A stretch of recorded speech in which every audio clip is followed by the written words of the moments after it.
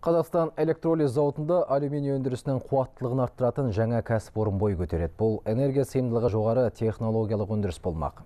Бәйтерек холдингінің қаржылай қолдауымен салынған зауыт қазір жылына 250 мың тонна өнім өндіріп, алюминийді алыс жақын шетелдерге экспорттап жатыр. Қазақстан электролиз зауыты өндіріс көлемін арттырған. Өткен жылы кәсіпорын 254 мың тонна өнім шығарды.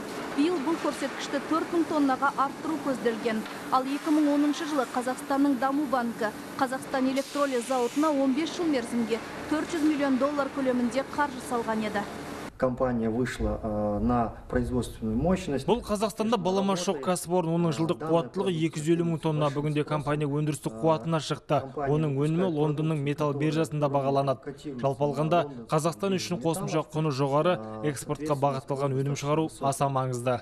Биыл зауыт 181 мың тонна бастапқы алюминийді экспортқа жөнелткен. Бұл 2017 жылмен салыстырғанда 20%-ға көп. Кәсіпорын ішкі нарықты да өз өнімімен қамтамасыз етіп отыр. Ал шикі алюминийді Алматыдағы металл пішіндерін жасайтын зауыт пен Павлодардағы автомобиль дискілерін шығаратын өндіріске жібереді.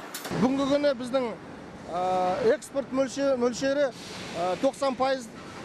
Көбінесе ол Ресей мемлекетіне, Өзбекстан, Беларусь мемлекет, одан әрі оңтүстік, орталық Европаға мемлекеттеріне жіберіледі. Қазір екінші электролиз зауытының жобасы жетілдіріліп жатыр. Ол іске қосылғанда елімізде алюминий өндірісінің көлемі еселеп өседі. Қарлығаш Қасиетова, Самат Оспанов, Павлодар.